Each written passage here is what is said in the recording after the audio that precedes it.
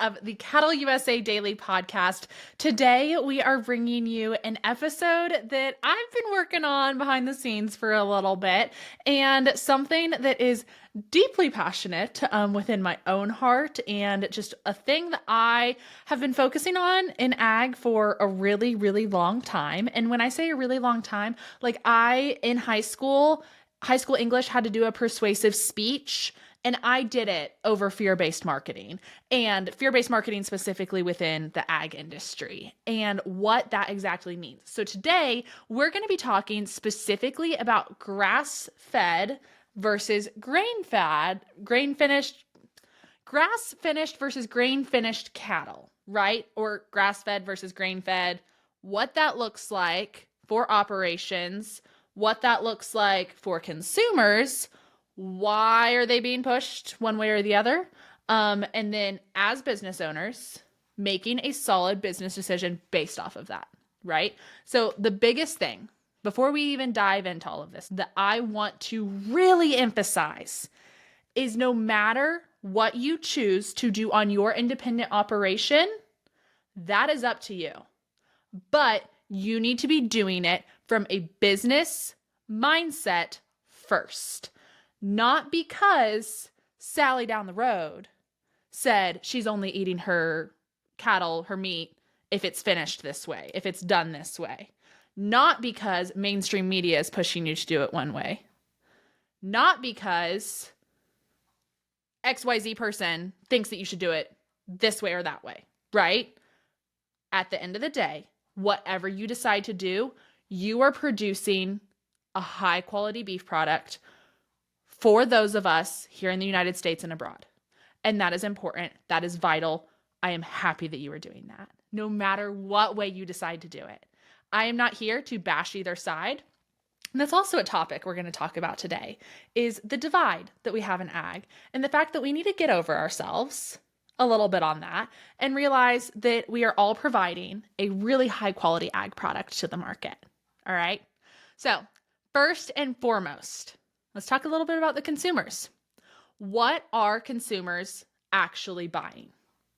When you look at it, the reality of the situation is the majority of the beef sold in the US is grain finished. All right, that's just the reality of the world that we live in. Look at feedlots, look at everything like that. Most cattle are grain finished. So that's really important to acknowledge. Grass-fed beef sales have significantly grown, but they are still only a very, very small percentage of the total beef market.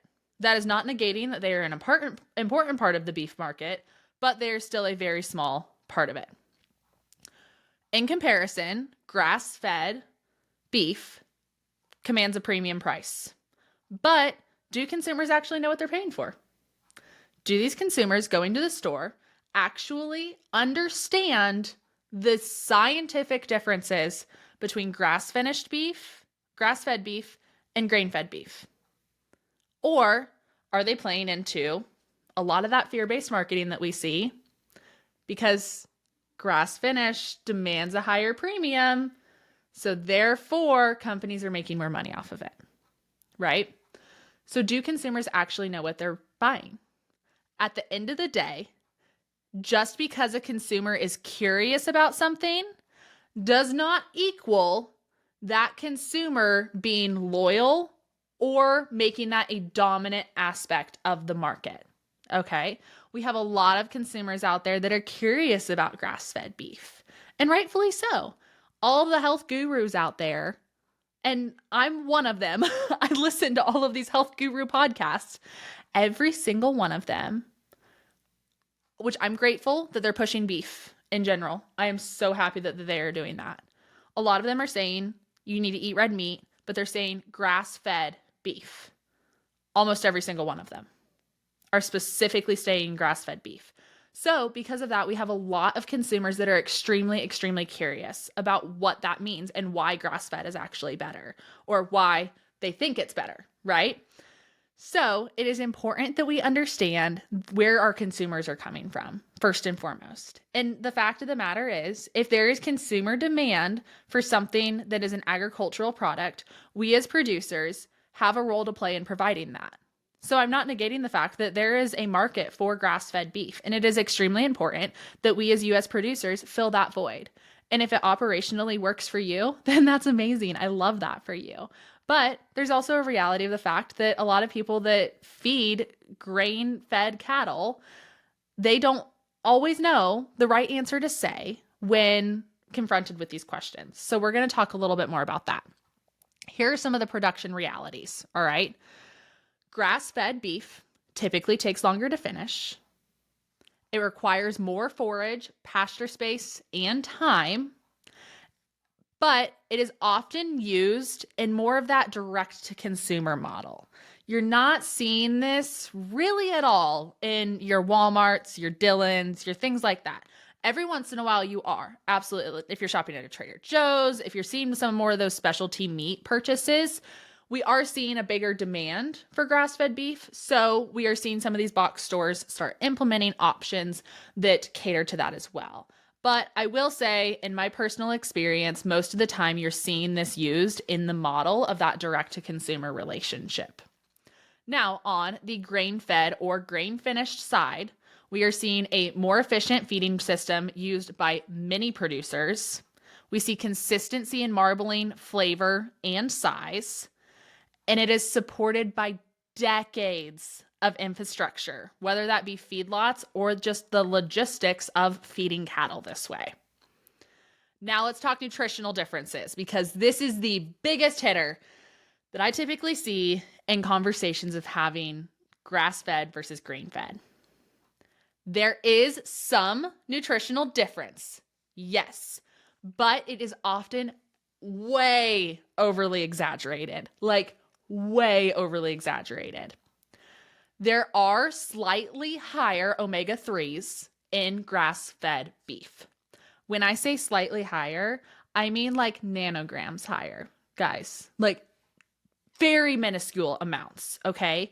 The studies that are being cited in these situations are scientifically proven studies that show that there are higher omega-3s in grass-fed beef, which is amazing. I love that. But it's nanograms of a difference. So it's really nutritionally not a big enough difference to be using that as a battlefront, okay? Especially when we live in a day and age where there's so much food insecurity in the United States. We need to not be feeding into this fear-based marketing and making people feel guilty for choosing a different high-quality beef product that maybe their favorite influencer isn't supporting or says is bad for them or XYZ, okay? The differences at the end of the day are not as dramatic as the marketing makes them sound. So, for you guys, our listeners here, what does that mean for you in your operation? As I said before, no matter what you choose at the end of the day, I want you to be coming from a business-first mindset. A mindset that this is what works for me in my operation, and this is what we are providing because of it, okay? So if your operation has the land, has the forage, and the access to processors locally, maybe that direct-to-consumer, grass-fed, grass-finished beef is what you need to be doing. And that's great. I love that for you. You are providing for a hole in our market. That is amazing. What is your customer base asking for in that situation, and how can we fill that? At the end of the day, is your decision based off of long-term profitability, market access, efficiency, or is it based off of fear, like the question, will consumers still buy my meat if it is grain finished? Both of these models are extremely profitable and ethical as all get out. Every single one of them. We are amazing producers within agriculture, and both are profitable and ethical. The best system that works for one may not work for you and your land, your cattle, and your family. And that is okay. That is the whole point of American agriculture. We are so diverse. We are so different. Agriculture and raising cattle looks very different in Southwest Kansas than it does in Northeast Kansas. It looks very different in Minnesota than it does Texas, right? We can acknowledge that fact. And for some people, this model makes sense. For some, it does not. And that is completely fine. So let's take a minute to call out some of this fear-based marketing. All right. The biggest thing with this is, as producers, we need to be acknowledging that fear-based marketing is there and be able to spot it and combat it and bite it in the butt as soon as we possibly can, right? So here's some of the things I see. Grass-fed is the only ethical way. Grass-finished beef is unnatural or harmful. These narratives, as agriculturalists, we know that they are false. We know that the feedlots in this country are some of the most scientifically backed, ethically practiced operations in the world. Because at the end of the day, if these cattle aren't stress-free and happy, they're not making these feedlots money. And that's a scientifically proven fact too. The marbling is going to suck if they're stressed. So, how do we sit here as industry professionals and look at these and make sure that, okay, these marketing tactics are improving sales in one part of our industry? Yes, they're improving sales in the grass-fed beef area, but they are hurting the entire industry because of this. And at the end of the day, all they're doing is confusing customers. We want a well-educated consumer base, yet we're sitting here and marketing to them like they're stupid. Okay? So the thing with this, I don't want a single producer to feel like they need to switch systems because of loud online voices. At the end of the day, there is a market for every single way of raising cattle and producing this meat. But if every single producer switched over to grass-fed, that's not sustainable. We don't have the land mass for that. We don't have the time for that. There's a lot of inefficiencies of the entire industry switching over to that. And we've gotten really good, really good over the past few years, more than few decades, at feeding cattle in a feedlot setting and doing it well and doing it ethically and doing it efficiently. I want our industry to not be divided. We are 1.9% of the population and dwindling every single day. We need to not be a 1.9% divided in two, or a 1.7% and then a 0.2%. We need to be one whole community of unity, not of division. And I am sick and tired of agriculturalists being split, of us fighting with one another on our own individual decisions on raising practices, on land management, on producing agricultural products. We need to stop fighting with one another. We need to stop confusing our consumer base, and we need to get our heads out of our butts and realize that we are all on the same team here. At the end of the day, we are all producing high quality food products for a consumer base that is demanding them. And that is amazing. And that is important. And we all have a role to play in this. We all have a role to play in the future of agriculture.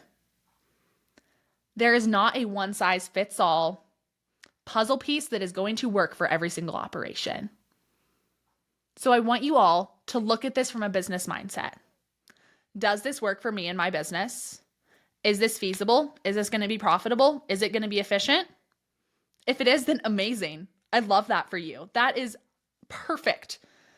And if it's not, there is no reason for you to feel guilty about the way that you choose to raise your animals, because you are still doing it in a way that our U.S. consumer base demands and that still is appreciated to thousands across the world. So whether you're running a feedlot, finishing on grass, doing a combo, you are still producing this high quality beef. I want you to make your decisions on what serves your operation, not on what satisfies fear-based decisions. I encourage every single one of you to continue to stay up to date on things like this.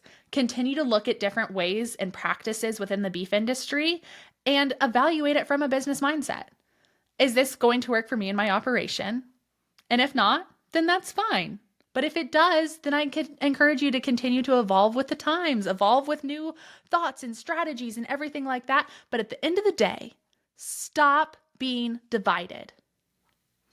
Your friends, your neighbors, your fellow producers, at the end of the day, we're all on the same team. And we need to start acting like it. Thank you guys so much for listening to me on my soapbox a little bit today. I know I got a little pointing my finger and really serious in this, but at the end of the day, this is a very serious topic and something I am, if you didn't notice, extremely passionate about. Okay? I just am. I'm really, really passionate about this. I hope that you guys enjoyed today's episode and that you were able to glean some really great information, get those wheels turning, all of the things like that. And as always, please like, subscribe, rate, review, blow up the comments. Let me know your thoughts and opinions and all of the things like that. I always love engaging with every single one of you. And as always, thank you for listening to another episode of the CattleUSA Daily Podcast. We will see you all on another one soon. We'll see y'all. Bye.